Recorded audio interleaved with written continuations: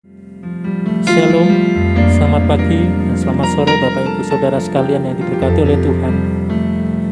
Pada kesempatan kali ini kita bersama-sama kembali beribadah meskipun secara online, tetapi kami percaya dan saya percaya Tuhan selalu menyertai kita dimanapun kita berada. Mari kita siapkan hati dan pikiran kita untuk masuki ibadah kita. Panggilan berbakti diambil dari Mazmur 66. Bersorak-sorailah bagi Allah, hai seluruh bumi. Mazmurkanlah kemuliaan namanya, muliakanlah dia dengan puji-pujian. Katakanlah kepada Allah, betapa dahsyatnya segala pekerjaanmu. Oleh sebab kekuatanmu yang besar, musuhmu tunduk menjilat kepadamu. Seluruh bumi sujud menyembah kepadamu dan bermazmur bagimu. Mazmurkan namamu. Kita akan puji Tuhan, kita akan sembah Tuhan.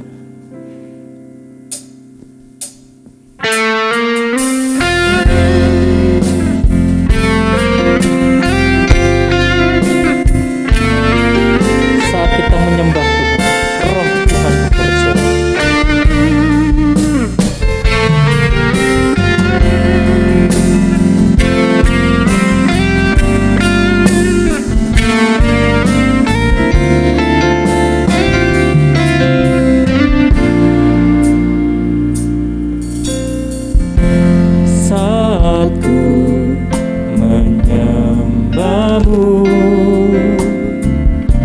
Rohmu bekerja saat ku memujimu, kau bertata di atas pujian. Saat ku menyembahmu,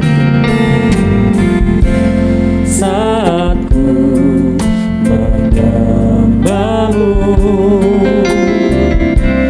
rohmu bekerja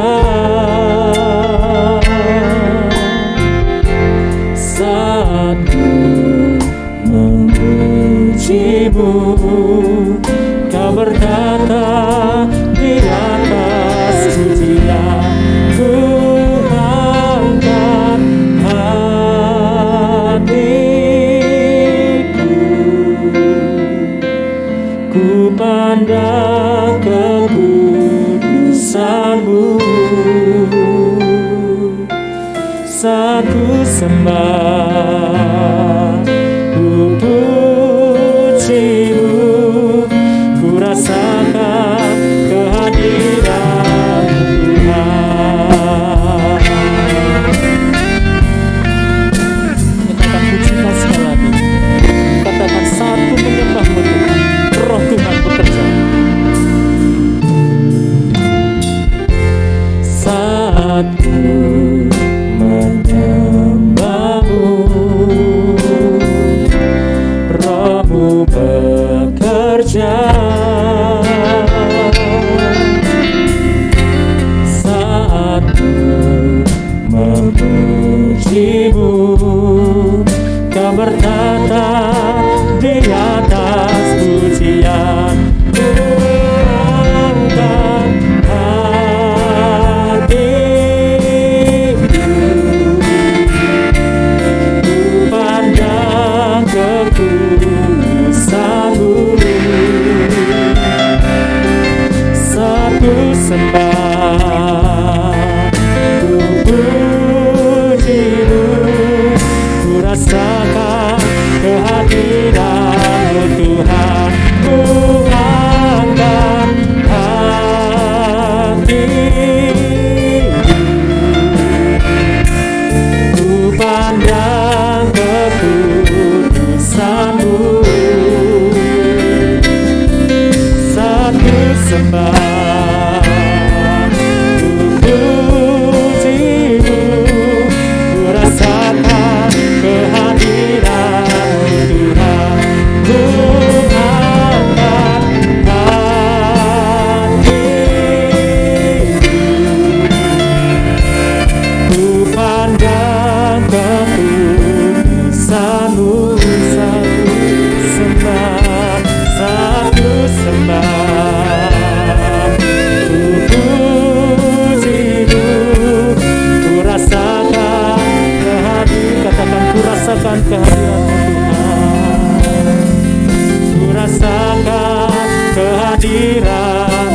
Tuhan. Ku rasakan kehadiran-Mu Tuhan. Mari kita datang kepada Tuhan. Terima kasih Tuhan atas segala penyertaan-Mu, atas segala hikmat-Mu yang telah Engkau berikan pada kami. Sehingga pada pagi hari ini maupun sore hari ini Tuhan, Engkau memberi kami waktu untuk beribadah kepada Engkau. Meskipun di rumah kami masing-masing, kami percaya kuasa Tuhan, lawatan Tuhan nyata dalam kehidupan kami. Hadirlah di tengah-tengah kami Tuhan, biarlah ibadah kami berkenan padamu.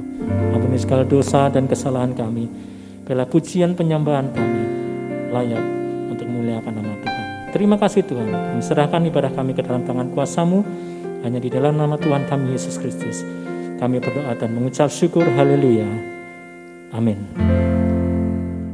Nama Tuhan terlebih lagi, puji namanya, nyanyian pujian kita.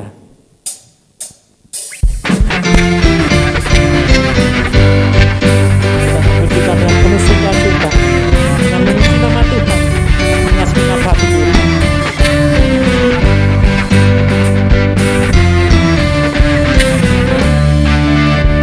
Seribu lidah berpadu, terpujilah nama Tuhan.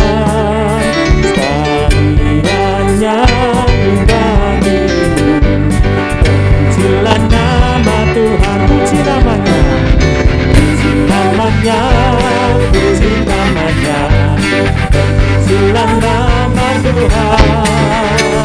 Puji namanya, puji namanya, pujilah nama Tuhan.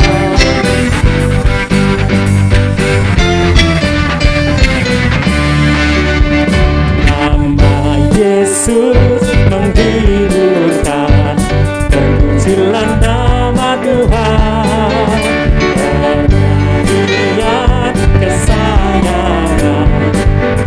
Pujilah nama Tuhan.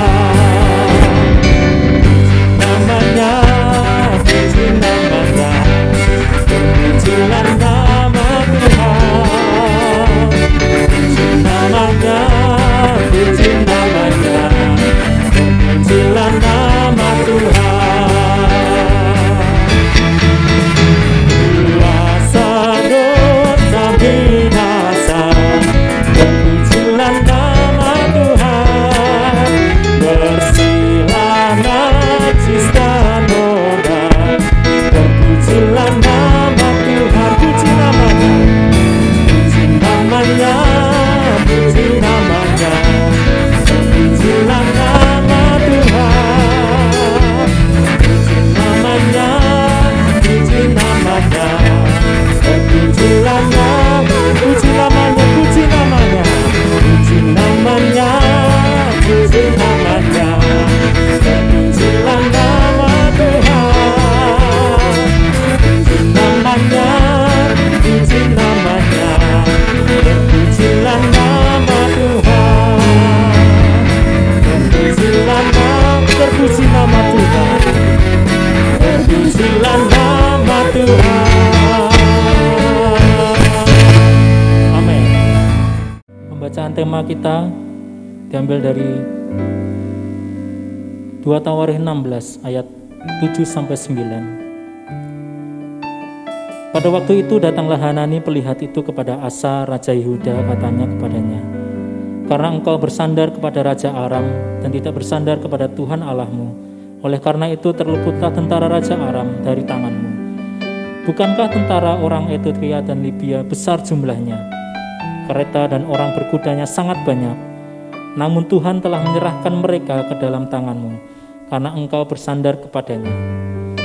Karena mata Tuhan menjelajah seluruh bumi untuk melimpahkan kekuatannya kepada mereka yang bersungguh hati terhadap Dia. Dalam hal ini engkau telah berlaku bodoh. Oleh sebab itu, mulailah sekarang ini engkau akan mengalami peperangan. Tema kita pada bulan Mei ini, Dia dapat bekerja melalui diri kita, melalui kekuatannya. Kita akan naikkan pujian tema kita, Ku tak akan menyerah.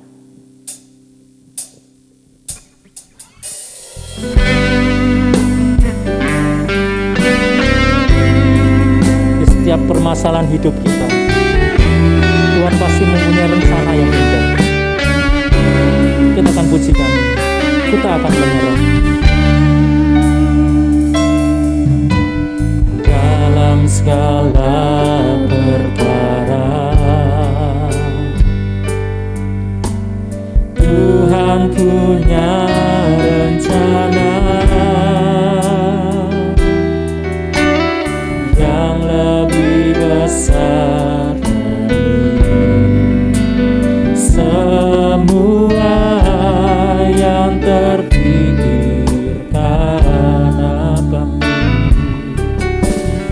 Apapun yang kau perbuat, tak ada maksud jahat, tapi pukul lakukan semua denganmu Tuhan.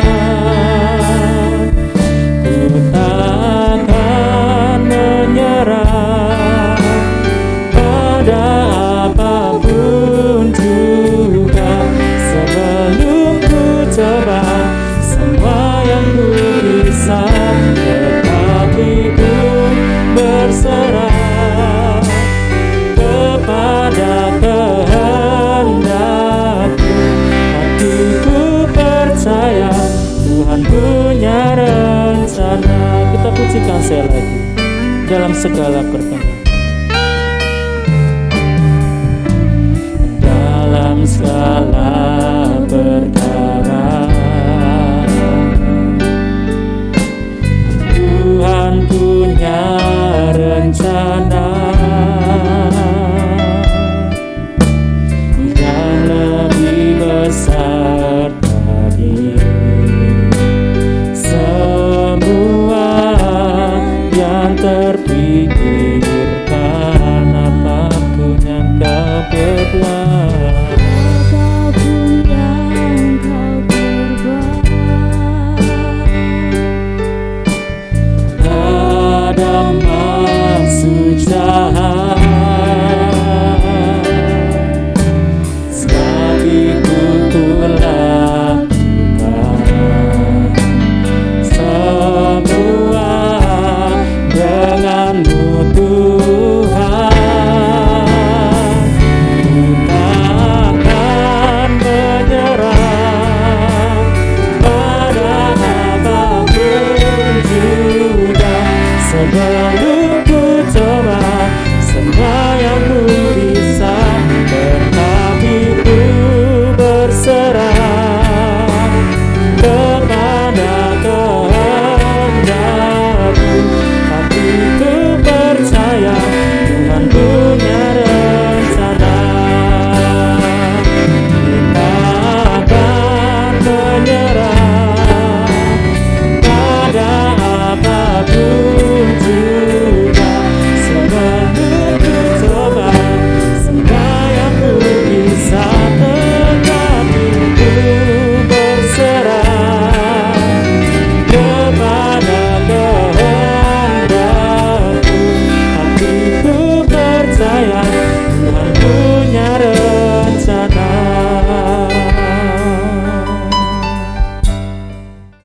Shalom Bapak Ibu Saudara, apa kabar?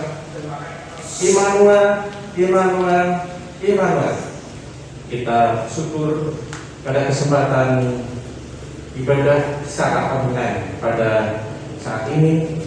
Kita percaya bahwa ketika kita melaksanakan ini tidak mengurangi berkat-berkat kita dari Tuhan. Karena itu pada saat ibadah secara online ini kita akan bersama-sama mendengarkan firman Tuhan. Mari kita akan berdoa. Tuhan, pada saat ini kami menyerahkan seluruh perhatian dan fokus kami hanya kepada firman. Tolonglah hamba-Mu untuk menyampaikan firman ini. Berkatilah dengan kuat kuasa dari dan biar Tuhan melayakkan sehingga kami hanya sebagai alat-Mu Ampuni segala dosa dan kesalahan kami. Dalam nama Tuhan Yesus Kristus yang berdoa.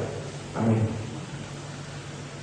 Tema kita di bulan Mei, kita akan memasuki tema yang baru, yaitu Dia dapat bekerja melalui diri kita dengan kekuatannya.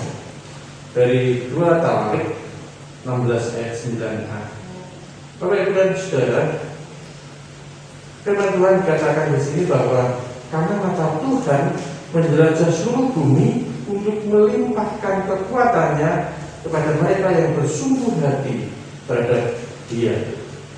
Kita semua tentu percaya bahwa dalam kehidupan kita sehari-hari kita sering menghadapi masalah, kita juga sering menghadapi bahaya, kita mengalami penderitaan, kita mengalami pencobaan, dan kita mengalami tantangan-tantangan yang setiap hari kita jalani.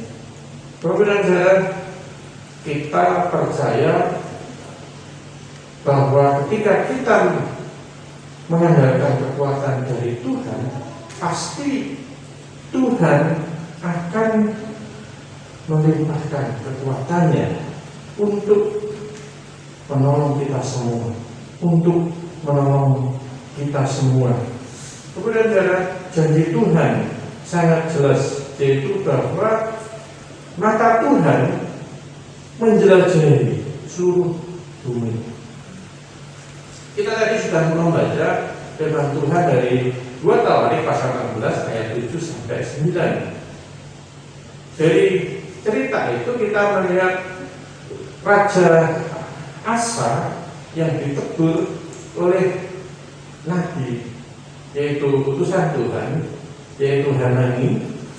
Dan waktu itu Raja Asa telah mengalami atau melakukan tindakan kebodohan, yaitu dia tidak dengan sungguh-sungguh dan sepenuh hati, tidak berserius, bersungguh hati kepada Tuhan. Akibatnya apa? Bahwa Raja Asa akhirnya mengalami banyak persoalan dan selalu kalah dalam peperangan. Nah, kita melihat di dalam ayat-ayat itu nanti lebih dalam. Nah, kita pertama-tama kita akan berbicara tentang bersungguh hati terhadap Dia, bersungguh hati terhadap Dia. Nah, dalam hal ini, ketika kita bersungguh hati terhadap Dia, Allah membedakan di antara umatnya yang dengan sepenuh hati mengabdi kepadanya dan mereka yang hatinya bercabang di antara Dia dengan dunia.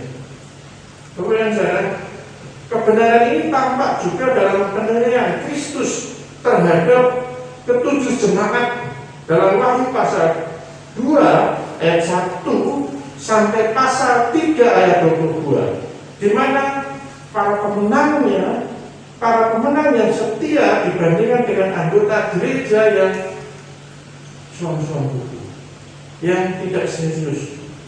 Nah, tetapi kita tidak akan bahas lebih jauh tentang hal itu.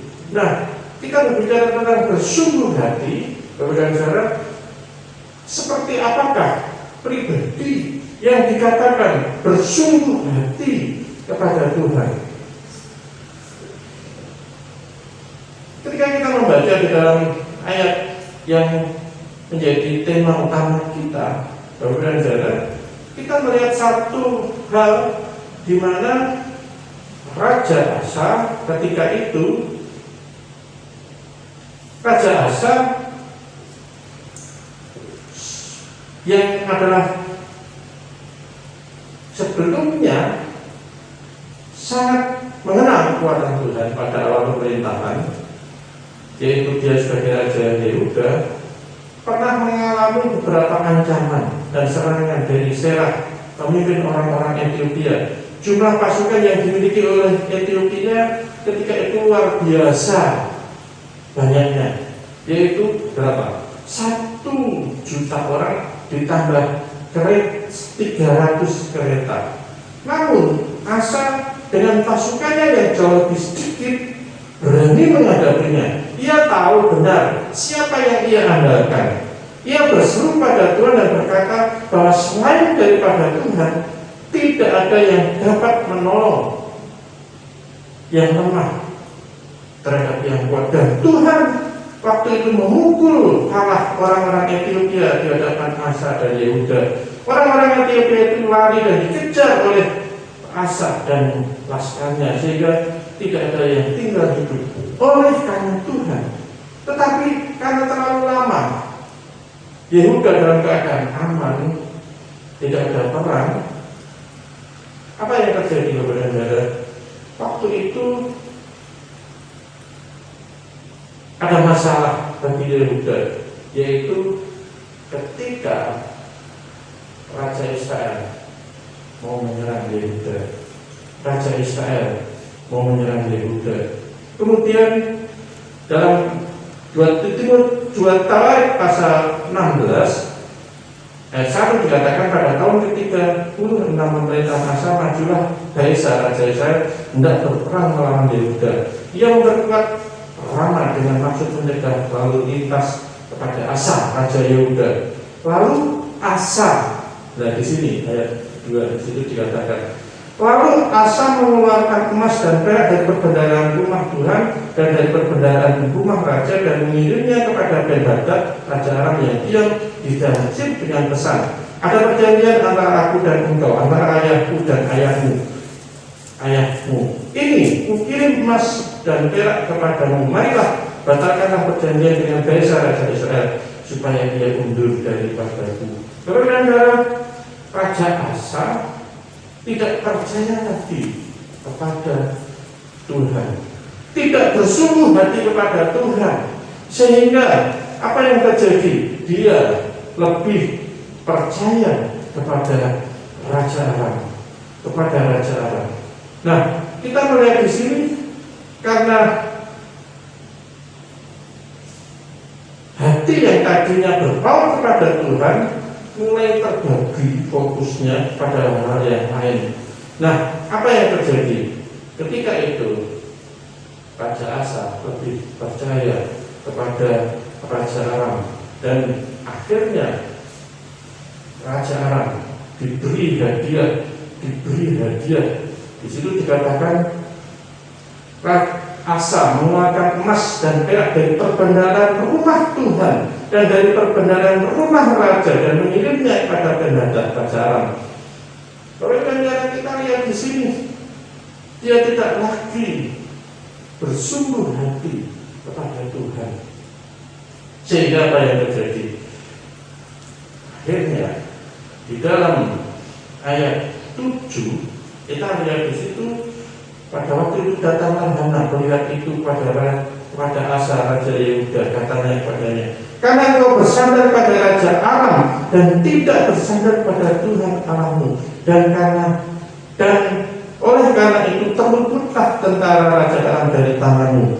Bukankah tentara orang Ethiopia dan Libya besar jumlahnya, kereta dan orang berkudanya sangat banyak, namun Tuhan telah menyerahkan mereka ke dalam tanganmu karena engkau bersandar padanya.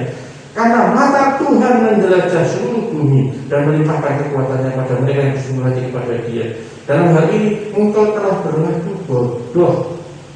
Saudara, Raja Asa ditegur oleh Tuhan melalui Hananya. Engkau berlaku bodoh. Padahal kita diyakinkan di situ bahwa mata Tuhan menjelajah seluruh bumi. Mata Tuhan menjelajah seluruh bumi kepada orang-orang yang bersungguh-sungguh, pada orang yang bersungguh hati. Di situ dikatakan, karena mata Tuhan menjelajah seluruh bumi untuk melimpahkan kekuatannya kepada mereka yang bersungguh hati pada Dia. Tuhan akan melimpahkan kekuatannya orang yang bersungguh hati. bersungguh hati. Nah, kemudian saudara, mari kita lihat orang yang bersungguh hati, orang yang memperhatikan Tuhan dengan sungguh-sungguh. Apa maksudnya di sini? Bahwa perkataan yang dinyatakan Tuhan kepada Raja Asa, karena Raja Asa dinilai melakukan suatu kebodohan. Nah, karena itu, saudara, kita melihat di sini pesan Tuhan bagi kita dan bagi Anda semua. Ada mata Tuhan yang sedang menjelajah ke seluruh bumi, termasuk sedang menjelajah kepada diri kita pribadi, setiap pribadi, untuk melimpahkan kekuatannya. Namun ternyata tidak kepada semua pribadi yang ia curahkan kekuatan yang luar biasa, melainkan hanya kepada orang yang bersungguh hati. Kalau orang yang tidak bersungguh hati, Tuhan tidak akan melimpahkan. Nah, seperti apakah pribadi yang bersungguh hati? Yang pertama, pribadi yang hatinya setia kepada Tuhan. Artinya di sini loyal, hati yang tidak terbagi, hati yang tidak mendua. Galatia 3 ayat 1, hai orang Galatia yang bodoh, siapakah yang telah mempesona kamu? Bukankah Yesus Kristus yang disalibkan itu telah dilukiskan dengan terang di depanmu? Siapa yang mempesona kamu? Di situ dikatakan oleh Rasul Paulus, siapa yang telah mempesona kamu? Bukankah Yesus Kristus yang disalibkan? Yang disalibkan itu telah dilukiskan dengan terang kepadamu. Sangat jelas bagaimana kita sebagai orang-orang percaya bahwa Yesuslah yang menjadi kekuatan kita, Allah yang telah hadir. Nah, kemudian saudara, memang kategori orang-orang yang tidak bersungguh hati kepada Tuhan bukanlah orang-orang yang malas atau tidak suka beribadah. Mereka mungkin saja termasuk orang-orang yang beribadah secara rutin. Perkara tidak bersungguh hati kepada Tuhan ternyata bukan perkara rajin tidaknya beribadah, melainkan tentang hati yang masih berfokus kepada Tuhan atau hati yang sudah terbagi kepada hal-hal yang lain. Orang percaya bisa saja tetap datang beribadah melayani Tuhan, namun fokus hatinya bisa saja tidak sepenuhnya lagi tertuju pada Tuhan Yesus dan firman-Nya. Ada hal-hal yang lebih menarik daripada firman Tuhan, termasuk dalam penerapan prinsip-prinsip hidup yang sudah bercampur baur dengan prinsip-prinsip di luar kebenaran firman Allah. Rasul Paulus menegur jemaat Tuhan di Galatia, bahkan ia tidak mengatakan dengan ragu-ragu, dengan segan. Dikatakan pada orang-orang Galatia bahwa mereka sebagai orang-orang bodoh ketika mereka didapati hatinya mulai terpesona di luar daripada Tuhan Yesus. Ada sesuatu yang di luar Kristus yang menyihir hati mereka. Ada prinsip-prinsip di luar kebenaran firman Tuhan yang dapat menarik hatinya. Kemudian saudara, ketika mata Tuhan menjelajah ke seluruh bumi untuk melimpahkan kekuatannya, maka sudah pasti kekuatan itu dilimpahkan hanya kepada mereka yang didapatinya hatinya tidak mendua. Apa arti orang yang tidak mendua hati? Orang yang mendua hati pasti gagal. Yakobus 1 ayat 6. Hendaklah ia memintanya dalam iman dan sama sekali jangan bimbang, sebab orang yang bimbang sama dengan gelombang laut yang diombang-ambingkan kian kemari oleh angin. Orang yang demikian janganlah mengira bahwa ia akan menerima sesuatu dari Tuhan, sebab orang yang mendua hati tidak akan tenang hidupnya. Orang yang mendua hati tidak akan tenang hidupnya. Apa pengertian mendua hati? Kemudian dalam bahasa Mandarin, orang yang mendua hati ditulis sebagai orang yang bimbang hatinya, artinya yang tidak punya pendirian. Ibarat orang yang kakinya berdiri di dua perahu yang berbeda. Mendua hati dalam bahasa Inggris adalah orang yang tidak pasti atau ragu-ragu atau terpecah. Orang yang mendua hati sama dengan bimbang, sama dengan ragu-ragu dan tidak pasti. Kemudian saudara, Mazmur 119 ayat 113 dikatakan orang yang bimbang hati, orang-orang yang bimbang hati itu benci, tetapi Tauratmu kucintai. Orang yang bimbang hati itu berdosa. Orang yang mendua hati itu tidak disukai oleh Allah. Apa yang sering terjadi dalam kehidupan kita ketika kita bimbang, ketika mendua hati? Biasanya orang yang pacaran, orang yang sedang mencari pacar, seringkali orang itu bimbang atau ragu-ragu apakah mau tetap setia pada yang satu atau mencoba dengan yang lain. Sudah punya satu pacar tapi tidak setia, dia mencari pacar yang lain. Akhirnya dia mendua hati. Dalam pernikahan sering terjadi perselingkuhan, tidak setia, tidak fokus kepada satu orang. Dalam pekerjaan kita sering digoda oleh rayuan perusahaan-perusahaan lain yang mungkin akan menjadikan sesuatu yang lebih besar sehingga loyalitas kita menurun. Dalam pergaulan kita sering juga berbanding-bandingkan teman yang satu dengan yang lain, juga kita tidak menjadi sahabat yang baik. Dan juga dalam iman, kepercayaan kita sering tergiur oleh pasangan hidup, oleh pekerjaan, sehingga kita tidak lagi setia pada Tuhan. Kita mendua hati. Terlebih daripada itu, juga kadang kita tidak setia kepada satu gereja. Kita sering mendua hati di gereja-gereja yang lain, sehingga kita tidak setia di dalam satu gereja, dalam satu keluarga besar. Dan ini akan menjadi satu masalah, saudara. Nah, karena itu sekali lagi kita diingatkan supaya kita bersungguh-sungguh hati terhadap Tuhan. Dalam hal ini kita harus, di sini dikatakan bahwa pribadi yang hatinya setia kepada Tuhan saja, hatinya yang tidak terbagi. Kemudian yang kedua, Bapak dan Saudara, bagaimana kita bersungguh-sungguh hati? Seperti apa pribadi yang bersungguh hati? Yang kedua, pribadi yang hatinya berkomitmen kepada Tuhan. Mazmur 73 ayat 26. Sekalipun dagingku dan hatiku habis lenyap, gunung batuku dan bagianku tetaplah Allah selama-lamanya.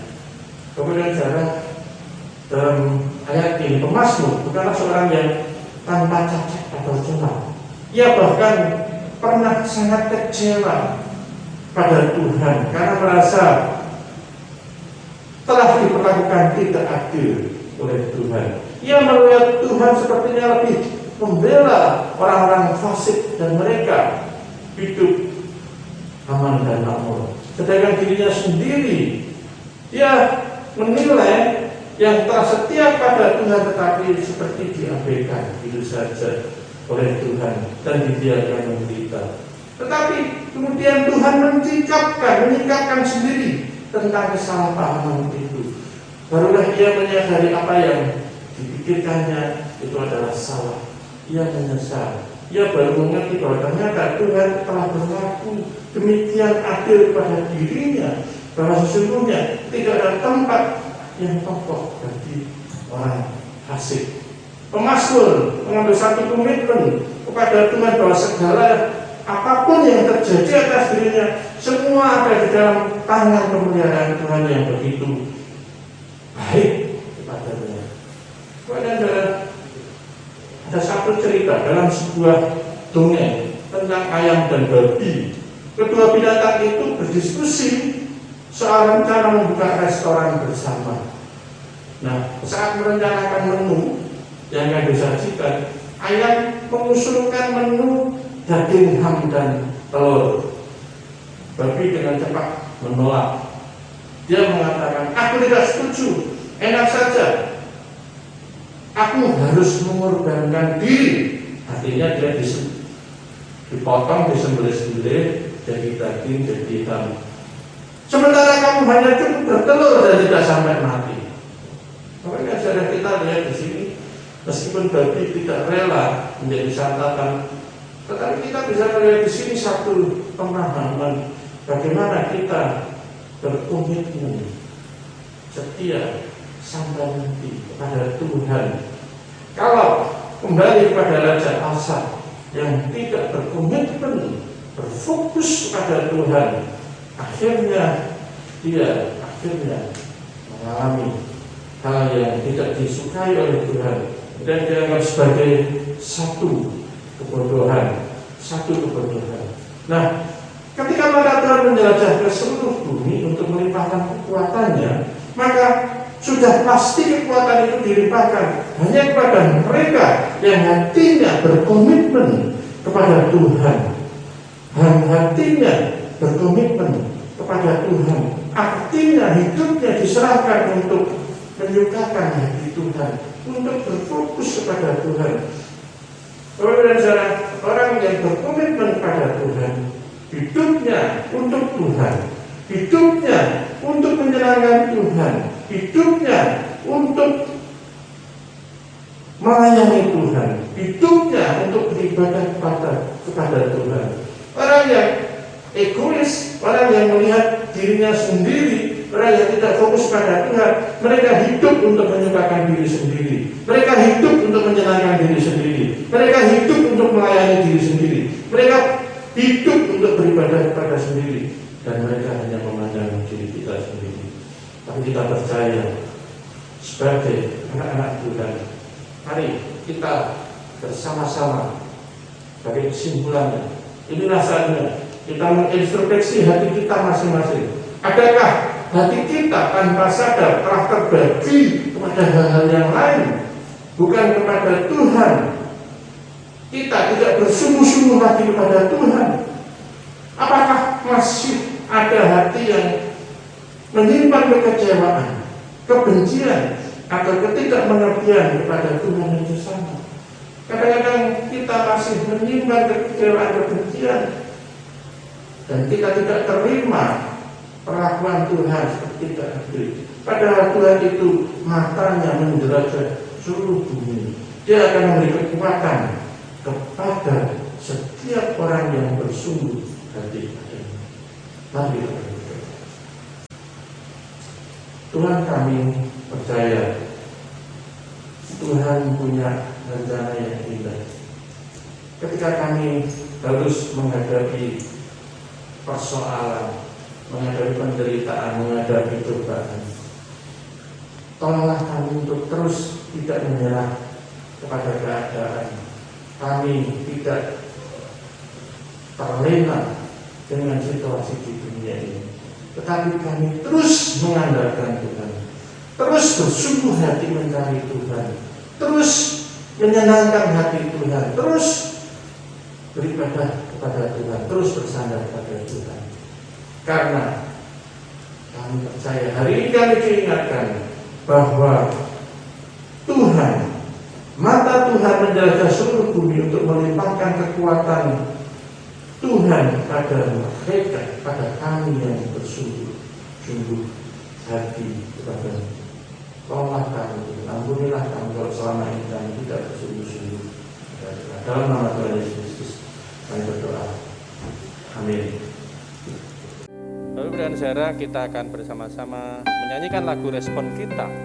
Kita sering menghadapi beban yang berat, kita sering mengalami penderitaan, cobaan, tapi kita percaya bahwa Tuhan Yesus akan menjamah kita dan memberi kekuatan baru bagi orang-orang yang sungguh menghormatinya, menghargainya. Mari kita akan menyanyikan lagu Yesus jamah. Dia jamah kita untuk mendapatkan kekuatan yang baru.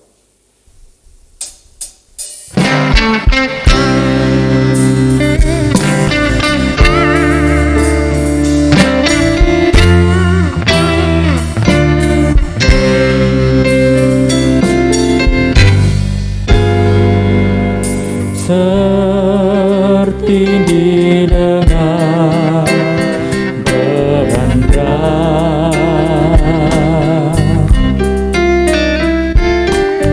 dosa dunia menderat,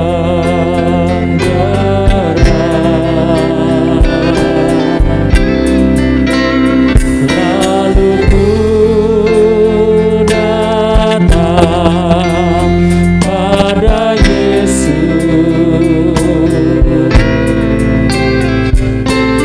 Dia ubahku jadi baru.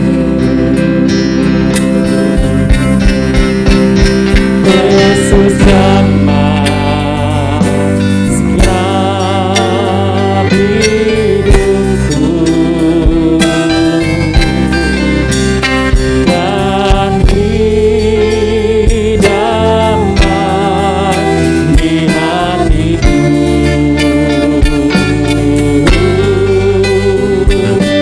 Semua tak berubah, dan aku tahu Yesus jamah ku jadi baru.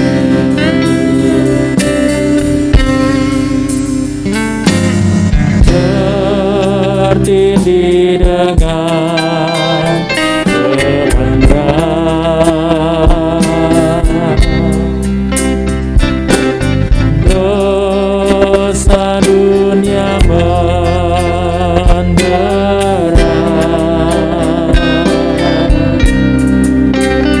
lalu ku datang pada Yesus.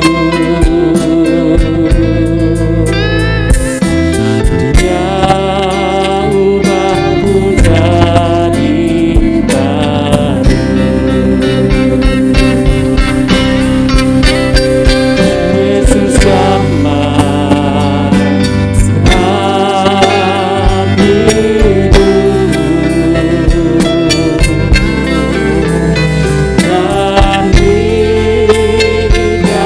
damai di hatiku.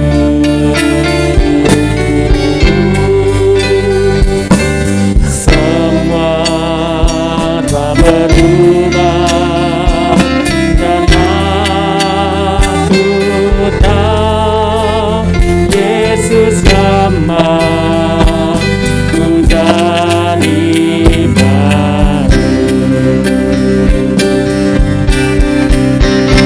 Yesus jamah setiap hidupku, dan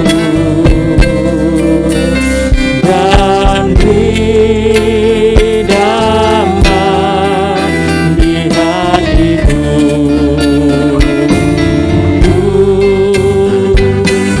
Semua tak berubah, dan aku tahu Yesus jamah ku jadi baru.